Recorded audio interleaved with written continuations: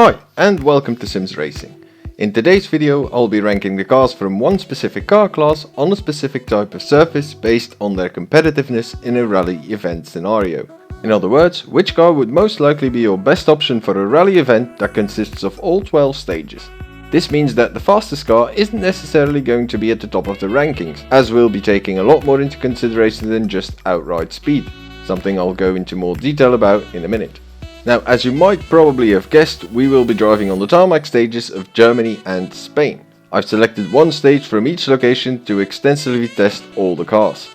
In Germany we'll be driving the 5.56 km Innerefeld sprint stage. As it's based on the Baumholder military area in Germany, it contains a combination of smooth tarmac, cobblestones and concrete. In Spain we'll be driving the 7 km Ascenso por Valle El Gualet stage, which completely consists of smooth tarmac. You might be wondering, what about Monte Carlo? You've left that one out. Well, I've decided to leave it out of the equation for this one, as the unique combination of tarmac and snow deserves its own video. When it comes down to the car class, I've decided to select the one which is most oftenly used in the competitive scene, the R5s. Whilst testing each of the R5 cars, I'll be focusing on three major categories. Number 1 is overall speed and acceleration, number 2 is braking, and the last one is cornering. I've also split up braking and cornering into several subcategories.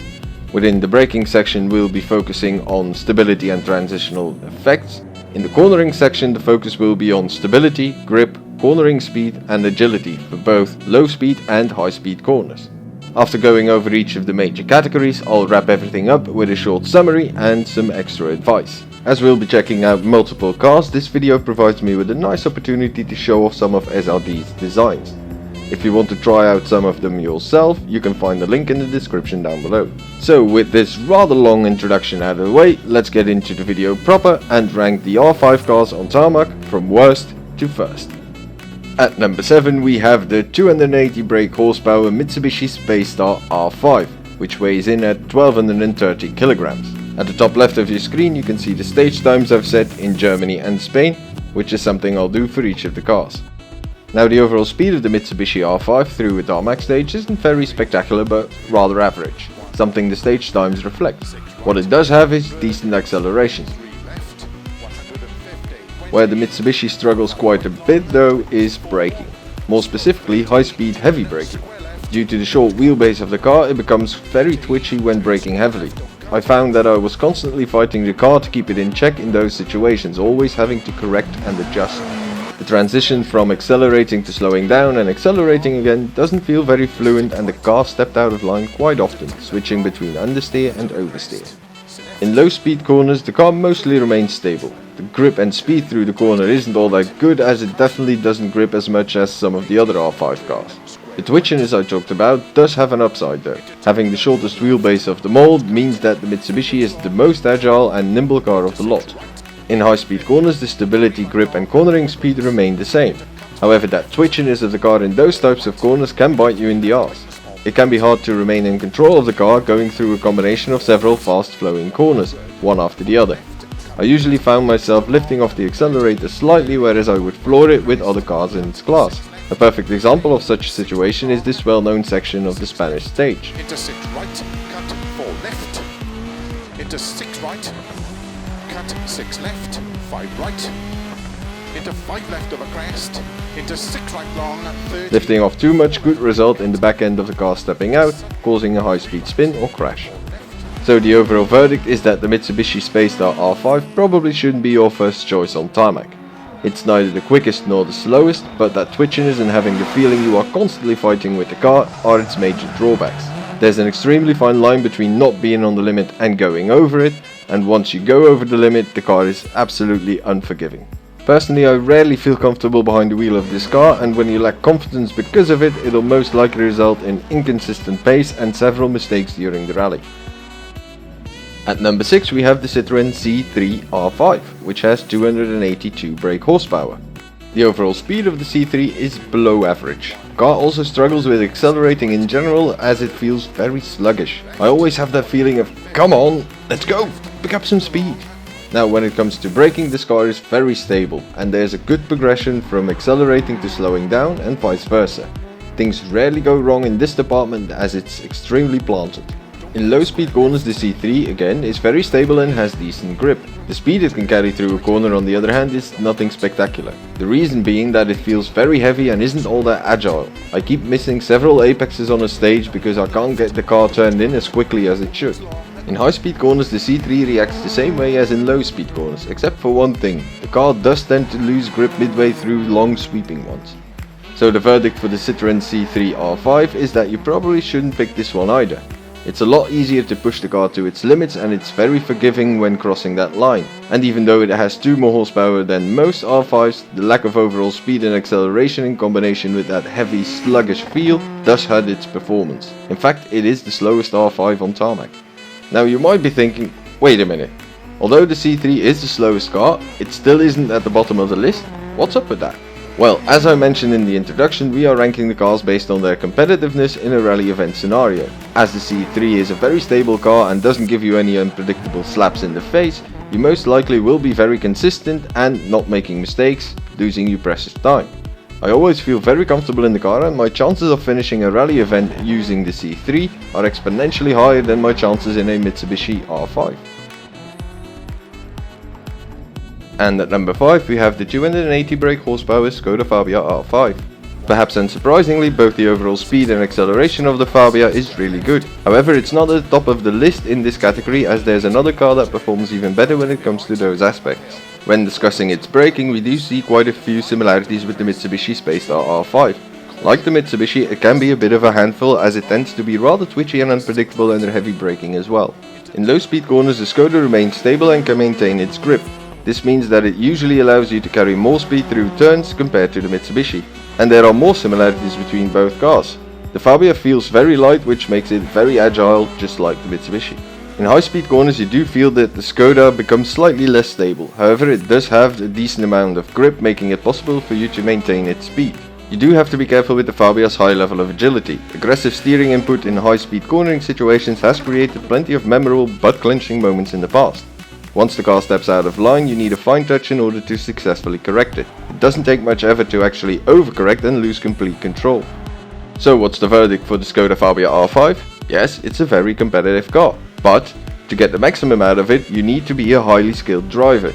To be able to drive the Fabia consistently on its absolute limit is a big ask. I'm slightly more comfortable driving this car compared to the Mitsubishi, however feeling completely at ease and relaxed behind the wheel is never the case.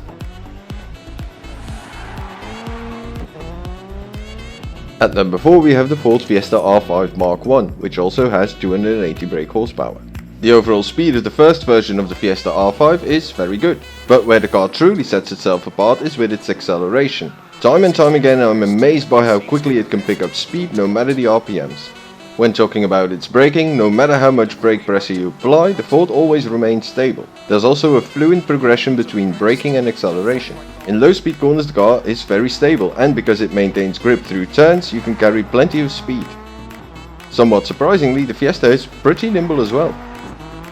In high speed corners the Ford does suffer a tiny bit grip wise compared to some of the other R5s ahead of it on this list. The verdict for the Ford Fiesta R5 Mark I is that it's definitely a competitive car. It takes less effort to find its limits and it's rather forgiving when going past that. I'm always at ease and feel confident pushing with it. Oh, and one more thing I do want to mention. The car's suspension effortlessly soaks up bumps and potholes without upsetting the car, something which is extremely useful when cutting corners properly at a higher speed. Quite unexpectedly, at number 3 we find the 280 brake horsepower Peugeot 208 T16 R5. The overall speed of the 208 is very good, however it does struggle a bit with accelerating out of tighter corners, something you definitely notice when jumping into the Ford Fiesta R5 Mark I afterwards. When properly slamming on those brakes, the Peugeot is really stable, and because of the smooth progression between braking and acceleration, the car never really becomes unsettled in these types of situations. Just like the Fiesta R5 Mark I, the 208 is very stable and maintains lots of grip and speed through tighter corners. On top of that, it's pretty nimble as well. It's in high speed corners where the Peugeot performs slightly better than the Ford, as there's barely any loss of grip and the car remains very planted on the road. So the verdict for the Peugeot 208 T16 R5 on Tarmac? Rather surprisingly, it's a very competitive car. There's not much drama going on and you'll be able to start pushing hard very early in the rally. The 208 always gives me lots of confidence and things rarely go wrong when driving the car on the limit. Even though it's overall a few tenths of a second slower than the Fiesta R5 Mark I during testing, I do feel more comfortable behind the wheel of the Peugeot. And because I'm able to start pushing hard very early during a rally event, means that it's ahead of the Ford in this ranking. At number 2 we find the Ford Fiesta R5 Mark II. With its 290 brake horsepower, the Mark II Fiesta is the most powerful car in its class. Predictably, the overall speed of this one is the best amongst all R5s. It also has fantastic acceleration, similar to that of its predecessor. Under heavy braking, the Ford remains very stable and there's a good progression between accelerating and slowing down. In tighter corners we see that the Fiesta keeps its poise, maintains plenty of grip and speed and has a nimble feel to it. Whereas the Mark I Fiesta struggles slightly with grip in high-speed corners, the Mark II doesn't. It's very stable and it remains grippy, cornering at a higher speed. So the verdict for the Ford Fiesta R5 Mark II? Well, as you would expect, Ford and M Sport did an amazing job in keeping all the upsides from the first version and improving the things it was slightly struggling with. In other words, it's an extremely competitive car. The biggest reason for this is the Fiesta's raw power advantage over its rivals, but on every single stage somehow there's at least one moment where the car reacts in an unexpected way. Even though I feel very comfortable behind the wheel, it's that one instance that usually puts a dent in my confidence, rhythm and pace, costing me precious time. And finally, despite having merely 272 brake horsepower, the VW Polo GTR R5 has clinched the top spot on our list. The overall speed of the Polo is good, and so is its acceleration. It's slightly slower picking up speed compared to the Fabia R5, which can be attributed to the fact that it has at least 8 brake horsepower less than most R5s and 18 less than the Mark II Fiesta. When it comes to braking, the VW performs better than any other R5. It remains extremely stable in any braking situation and has a fantastically smooth transition from accelerating to slowing down and accelerating again. Where the car absolutely excels at and gains time is cornering. In tight corners the Polo is extremely stable, the grip it has while cornering is also amazing, which means you can corner very quickly. However, it does feel slightly heavier and not as agile as the Fabia or the Ford. In high-speed corners the VW still remains extremely stable and has amazing amounts of grip as it just hunkers down onto the road. Sometimes I'm baffled by how much more speed I can carry through certain really fast sections compared to other cars in its class. So the verdict for the VW Polo GTR R5 in a rally event scenario consisting of all 12 stages, well, this is the car you will probably be most competitive with, especially when you encounter mixed weather conditions. The car is amazingly easy to handle, it's so planted on the road and, like the hobbits from Lord of the Rings, it never really does anything unexpected. You can pretty much push its limits the moment you set off, because even if you are overdoing it, the Polo is very forgiving. I've driven so many tarmac rally events with this car on the limit and still I can count every major mistake, like crashing out or picking up a puncture, on one hand. And in all cases it was rather my fault for not listening to Phil or having a major brain fart. So there we have it, a list of all R5 cars ranked from worst to first based on their competitiveness on tarmac rally events. I hope you enjoyed this video and picked up a few useful things. If that is indeed the case, feel free to hit the like button, we would really appreciate it. If you want to see more of our content in the future or support Sims Racing, consider subscribing, as this helps out the channel a lot. With everything being wrapped up, I wish you all the best and goodbye.